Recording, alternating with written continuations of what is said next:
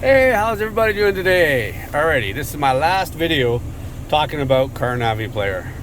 My last. I'm telling you guys that right now. So, after my last video about this product, honest review, I was contacting CarNaviPlayer and I was talking to Mr. Wong. He watched that video and he asked me to take it down. Then he said that he had a bunch of cancellations due to that video. Well, my video doesn't get that many views, so I don't know if it was really me or just somebody else found a better product. But without further ado, what he ended up doing after he told me to take all this apart and unplug and plug back in and blah blah blah, I did all that stuff there, and I showed him, well, when I unplug it, I did a factory reset on this thing, like a hard reset. I did everything I was supposed to do, and it still doesn't have lights down here. It's supposed to have blue lights below those orange lights. So like right now, I cannot tell you what where my heat buttons are, or any of the other buttons that are on the bottom, or for any of these other ones on top. As a matter of fact, I haven't got a clue where they're at. Except that, see, like when I want to change my temperature, I don't know if you guys can see my finger, I just kind of tap around, and look, I just kind of got happy right there. So apparently right there, I'm on the minus. And let's see if I can find the positive. Oh, there's a positive right there. Look, just lucky, happy stance. Oh, and it just went to 25. There's 26. Yeah, see, I can't see it. Can't see it. Oh, it's way over there. Oh, there we go. I just want the heat on. 29 high, there we go. So I can't see any of these other buttons right there that you guys can see. Those cannot be seen. Can they? Can you guys see those? No, I can't. Now, I don't know if you guys just saw when I was out a little bit further, but right there is the board that they sent. This is the board that's under this right here. See? That's the board right there. And they sent me a replacement board, and I put the board in. This one here is the old one. You can tell this is the old one here because right here where the SD card goes, it's a fake one. You can actually install one. There's solder points there. I don't know if you guys can see that. There are solder points there to actually install an SD card. But there was a faux one in it, and I just popped that off so I could, just show you guys. Yeah. Anyway, so it made no difference. Now here's the real bugger of it, is I'm worse off now than I was. Not only do I not have lights down here, but now my mute button doesn't work. Like if I turn the volume to 3 and I'm pushing the button, it's supposed to mute that. And it's not doing it. Now typically you don't really need instructions if you're somebody like me who has to take your entire dash apart and all of this apart and pull this thing out and take all of this apart to put a new board in. Like they send you a board. They sent me a board. And then put everything back together again. Now in taking it apart, this cap right here first comes off, then this button right here comes off, and then the bottom chrome piece here comes off. Now I know that now, but I didn't know if this just went through or if this all had to come off first. No instructions. So in taking the back board off, there was I think 11 screws on the outside. No, 10 screws on the outside, I think. Something like that. There's 1, 2, 3, 4, 5, 6, 7, 8, 9, 10. So I don't know, 14, I think. And then 11 holding the board on.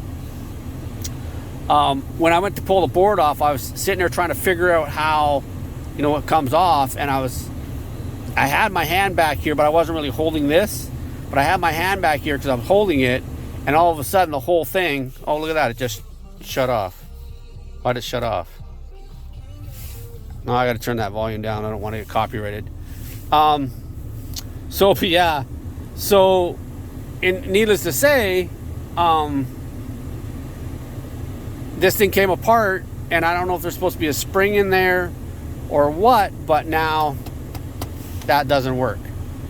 Put it all back together again, and I'm missing something. Now, with that being said, I work in a nice confined area that's blocked off, so if I lose something, but if there's a spring in there and that spring took off somewhere, I don't know where it is. So thanks a lot for sending me a board and not a new piece. That's fantastic. I've never in my life, you imagine, this is my Craftsman. Now, I bought this at Lowe's because Craftsman bought Lowe's, or Lowe's bought Craftsman. So could you imagine if I walked in there and I said, oh, I don't know, the hammer in this, because this is an impact, so the hammer in this screwed up. So instead of just handing me a new one, they hand me the parts, the internal parts for this, so I can take it home, take this thing apart, and rebuild it. I mean, sure. If this was an air tool, I could probably buy the parts for the internals and rebuild it. If they still make the parts, sure, I could see you doing that. But never in my life have I ever bought a radio or imagine my watch or the phone I'm recording on. The phone I'm recording on right now stops working. So I contact Samsung and go, it's under warranty. So Samsung, instead of sending me a phone, they send me all new internals.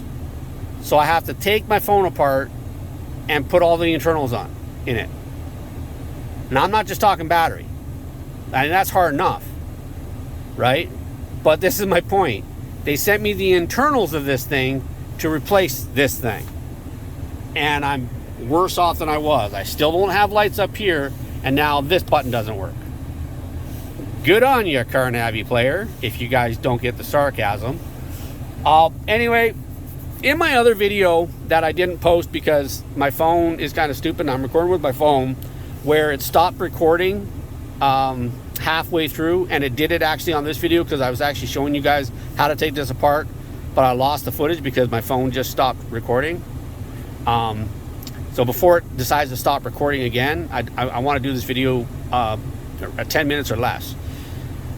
And my point is that my original video, when I was getting this thing apart, I was talking about how there are other stereo systems out there that I can install on this, and I can do it myself to save money from Alpine or Pioneer or Sony or somebody else, that I can plug it into this thing, which will be compatible with my factory Ford remote start and my factory backup camera.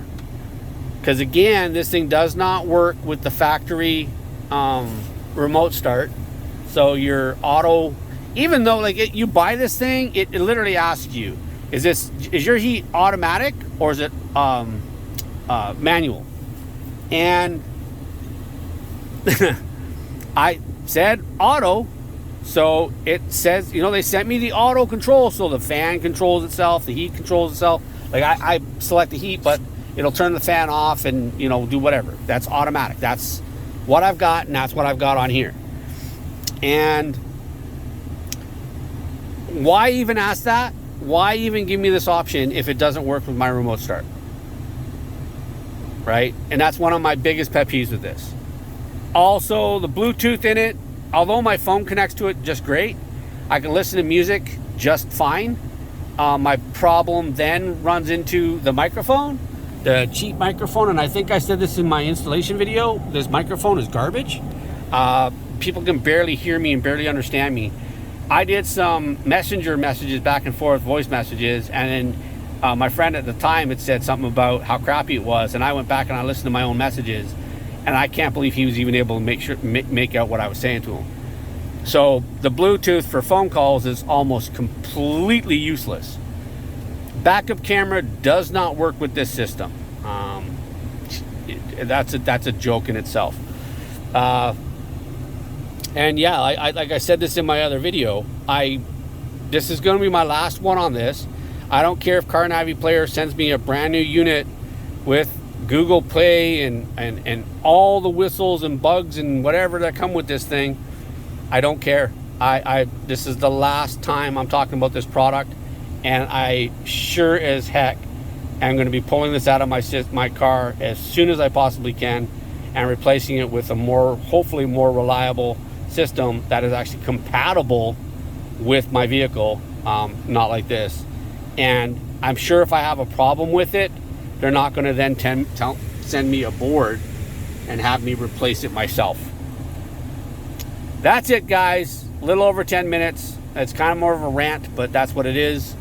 Let me know in the comments if you guys have a CarNaviPlayer in your vehicle. If you're going to be putting it in the vehicle, if you thought about doing it, if you're going to do it, not going to do it, let me know in the comments. What have you guys got in your system if it's not CarNaviPlayer? Thanks a lot for watching. Subscribe, like, comment, and I'll see you guys in the next one. Peace.